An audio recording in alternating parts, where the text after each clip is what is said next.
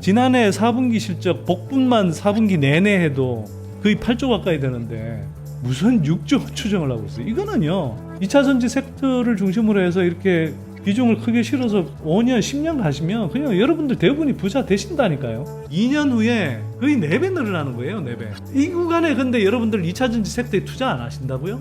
바보죠. 그러니까 소재 중에 양극재가 압도적으로 그냥 큰 비중을 갖고 있다 이렇게 생각하시면 되고요. 그 이동채 회장 말로는 거의 94%가 하이니켈이라고 했으니까요. 아마 7천억 정도 할 겁니다. 이제는 7천억 49 이것만 해도 49조 매출이 나오는 거예요, 여러분.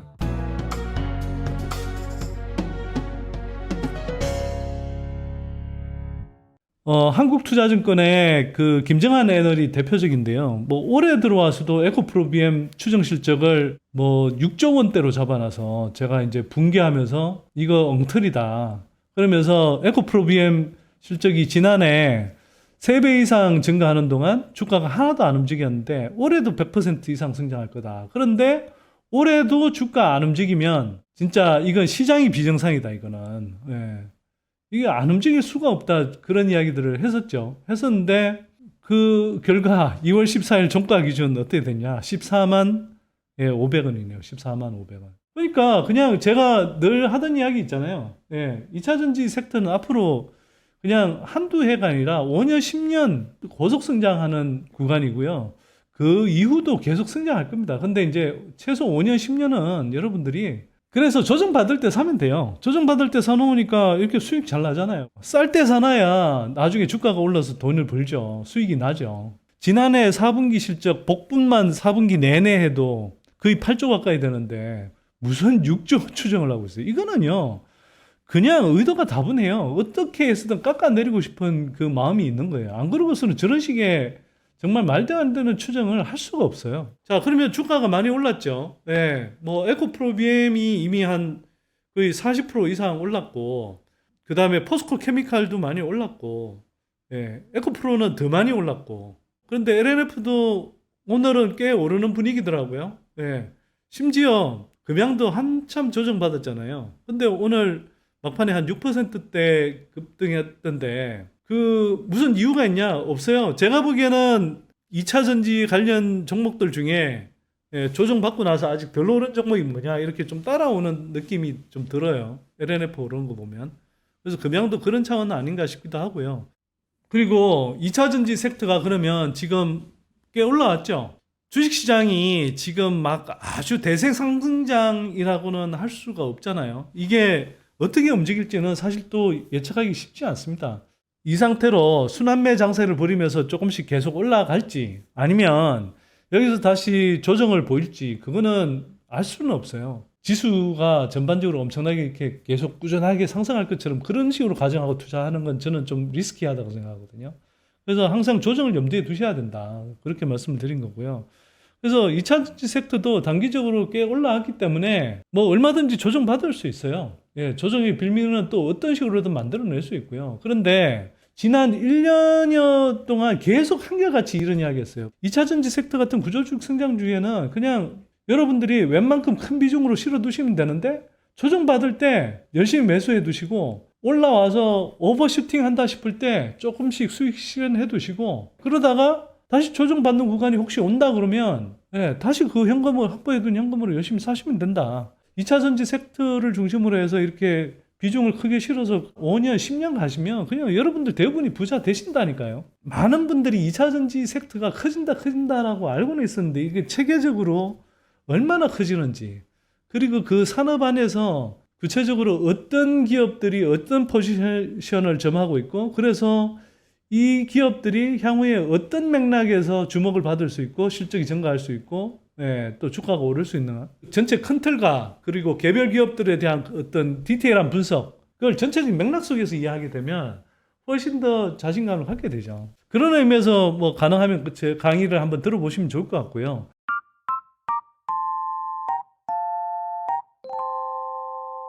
오늘 방송에서 제가 강조하고 싶은 내용은 향후에 국내 2차전지 산업은 계속 커질 수밖에 없다. 그리고 특히 올해 왜 이렇게 계속 커질 수밖에 없냐.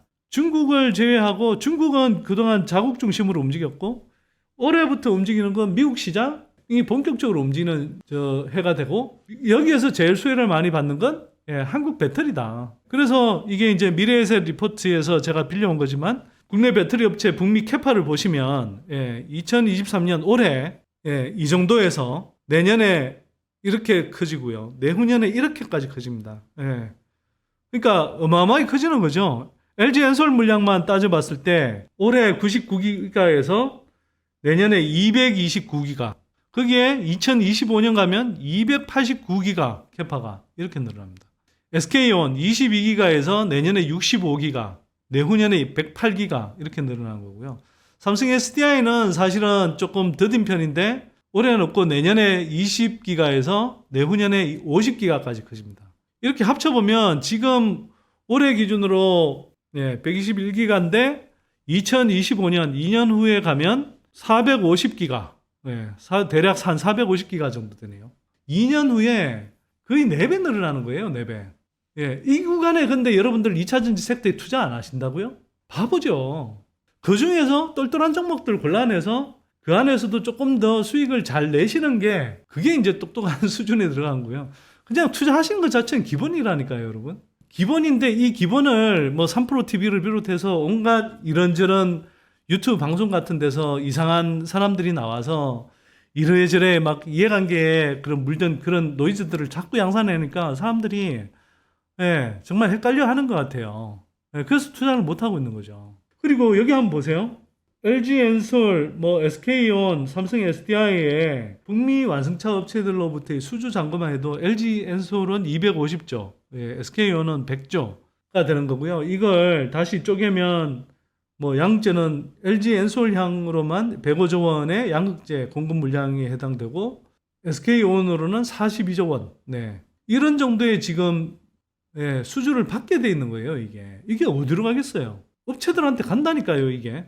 그래서 양극재, 음극재, 전해 분리막 이렇게 돼 있는데요. 양극재가 전체 배터리 생산 원가의 40에서 45%를 차지해요.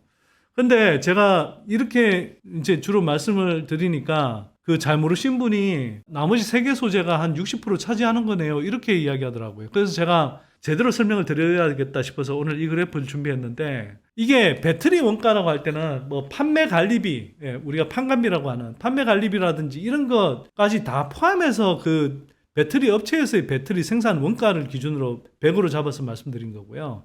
그 중에 40에서 45%를 차지한다는 거고, 그게 아니라 4대 소재뿐만 아니라 온갖 소재를 다 합쳐서 소재 안에서 양극재가 차지하는 그 규모를 보면요, 이미 지금 2022년 기준으로 61% 수준이고요. 2024년 정도 가면 62%를 넘어서네요. 그러니까 이미 60%를 넘는다는 거예요, 여러분. 그러니까 소재 중에 양극재가 압도적으로 그냥 큰 비중을 갖고 있다, 이렇게 생각하시면 되고요. 여러분들이 향후에 투자하실 때 그냥 양극재 업체는 상시적으로 기본입니다, 이거는. 에코프로비엠 같은 회사 무조건 투자하셔야 되고요. 포스코 케미칼 같은 회사 투자하셔야 되고. 근데 필수라기보다는 저는 에코프로비엠, 포스코 케미칼도 장기적으로 보면 좋을 것 같고, 지금 단기적으로는 제가 볼 때는 현재 실적이나 상대적으로 양극재 업체 중에 저는 사실 좀 고평가라고 봐요, 포스코 케미칼이. 그 다음에 LNF는 에코프로비엠과의 그런 어떤 실적이라든지 그 수주 베이스를 비교해보면 여전히 에코프로비엠보다는 한 단계 저는 낮은 회사인 것 같다는 생각이 들고요. 올해 저희 탑픽 뭐라고 그랬나요? 코스모 신소재. 이거는 2년 전, 3년 전에 그 에코프로비엠 LNF가 그 장기 공급 계약을 맺으면서 실적과 수주와 주가가 한 단계 레벨업 되는 그 구간에 올해 들어설 가능성이 높다고 보기 때문에 좋게 보고 있는 거고요. 그래서 양극재 업체들은 기본적으로 여러분들이 어떤 기업이 됐든 장기적으로는 계속 들고 가셔야 된다, 상당한 비중을 가지고. 이 양극재 업체들 실적과 관련해서는 이거 사실은 제가 그 2차전지 투자 전략 강의하면서 좀 만들었던 도표 하나를 갖고 왔는데요. 이게 그 캐파가 나와 있죠, 연도별로. 그래서 에코프로비엠 같은 경우는 올해 18만 톤, 2024년 내년에 25만 톤, 25년에 40만 톤, 26년에 55만 톤, 27년에 71만 톤까지 이미 캐파를 계획하고 있습니다. 근데 이 캐파가 그냥 허황된 캐파가 아니라 전방 고객사들의 주문이라든지 계약이라든지 이런 것들을 근거로 한 거기 때문에 거의 뭐 김칫국만 먼저 마시는 그런 캐파 증설 계획이 아니라니까요.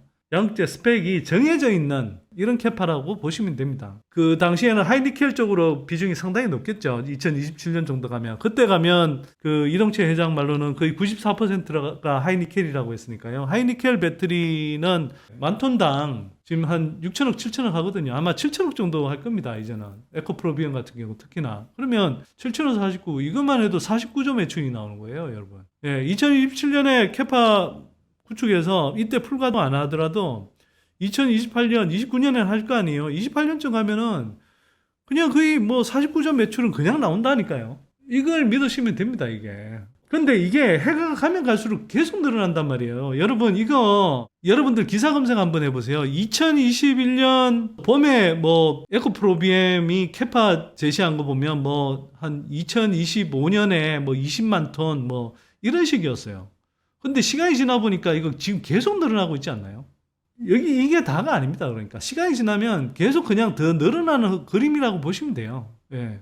거기에 비해서 LNF 캐파를 보시면 23년에 13만 톤, 24년에 22만 톤, 25년에 25만 톤이고 확정되진 않았으나 레드우드 JV하고 테슬라 이게 되면 10만 톤이 플러스 될 수 있지 않냐 이렇게 이제 보는 건데 이만큼 다 될지는 사실 조금 지켜봐야 돼요. 포스코 케미칼 같은 경우는 지금 23년에 15만 5천 톤, 24년에 18만 5천 톤, 25년에 많이 커집니다. 34만 5천 톤으로 많이 따라오는데 제가 볼 때는 포스코 케미칼도 캐파가 27년 되면 실제로는 이보다 더 늘어날 것 같긴 한데 지금 나와 있는 건 일단 2027년에 44만 5천 톤으로 잡고 있어요.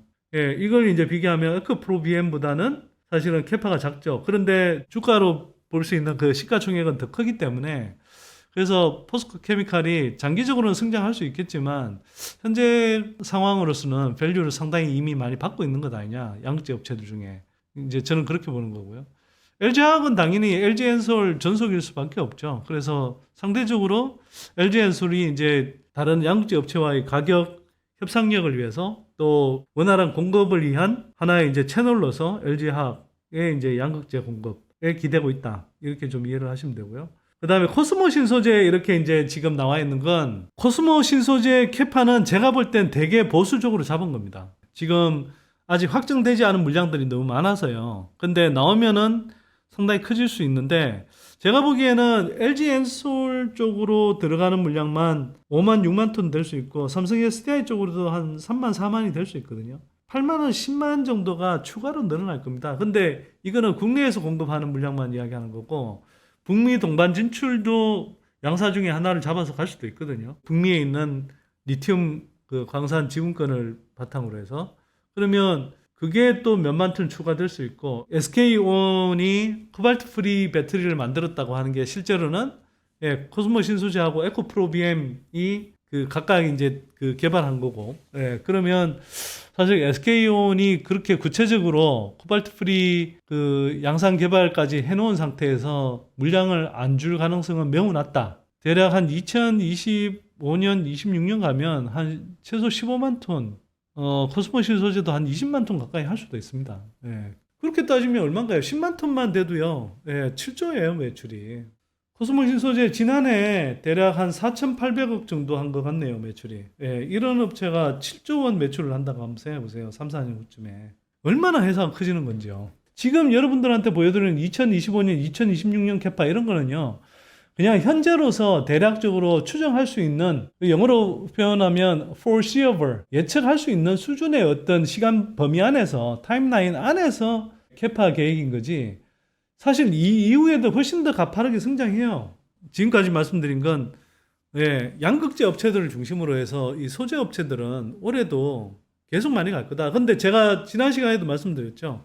소재 업체라고 하더라도 예를 들어서 SKIET처럼 예, 엄청나게 뻥튀기 된 상태에서 들어와서 분리막 매출 그거 전체 배터리 생산 원가에 대략 한 1, 2%밖에 안 되거든요. 그런 거 만드는 회사에 투자하지 마세요. 이미 고평가돼 있는데 예, 설사 수익이 난다 하더라도 그런 종목들의 주가가 얼마나 가파르게 오르겠어요, 여러분. 고점 대비해서 70% 빠졌다고 해도 제가 볼 때는 너무 고평가예요, 지금 SKIT는. 예. 그 기관들 공모주 장사나 잘해 먹은 거죠. 그 외에 그러면 장비는 어떻게 되냐? 이거 한번 보시죠.